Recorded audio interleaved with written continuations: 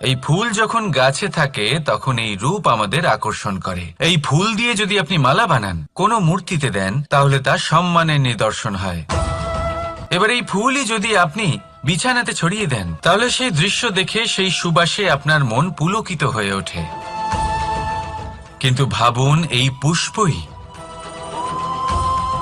যদি আপনি চিতায় সাজান, তাহলে এই পুষ্পকে আর কেউ সম্মান করে না। এ কিরকম কথা? সেই একই পুষ্প এক পরিস্থিতিতে সম্মান পাচ্ছে, এক পরিস্থিতিতে নয়। কেন? কারণ এতেই লুকিয়ে রয়েছে একটা গুরুত্বপূর্ণ শিক্ষা।